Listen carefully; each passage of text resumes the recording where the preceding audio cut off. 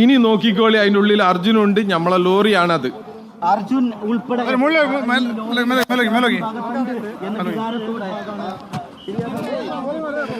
അതിവൈകാര്യമായ നിമിഷങ്ങൾ തന്നെയാണ് കടന്നു പോകുന്നത്. മനാഫ് കരഞ്ഞുകൊണ്ടിരിക്കുകയാണ്.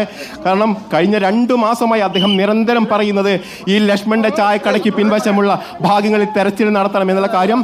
അപ്പോഴൊന്നും ആ ഭാഗത്ത് തെരച്ചിൽ നടത്തിയിട്ടില്ല എന്നാണ് അദ്ദേഹം കൃത്യമായി പറയുന്നത്. ഏതായാലും ഇന്നിപ്പോൾ ലക്ഷ്മൺ നായിക്കിന്റെ കടയ്ക്ക് പിൻവശം, അതായത് CP പോയിന്റ് 2 എന്ന് പറയുന്ന ആ ഭാഗത്തുള്ള തെരച്ചിലാണ് ഇപ്പോൾ അർജുനെയും അതോടൊപ്പം തന്നെ അർജുന്റെ ട്രക്കും കണ്ടെത്തിയിരിക്കുന്നത്. ക്യാബിനടക്കമുള്ള ഭാഗങ്ങളാണ് ഇപ്പോൾ കണ്ടെത്തിയിരിക്കുന്നത് എന്നാണ് നമുക്ക് ദൃശ്യങ്ങളിൽ നിന്ന് മനസ്സിലാക്കാൻ കഴിയുന്നത്. ഏതാണ്ട്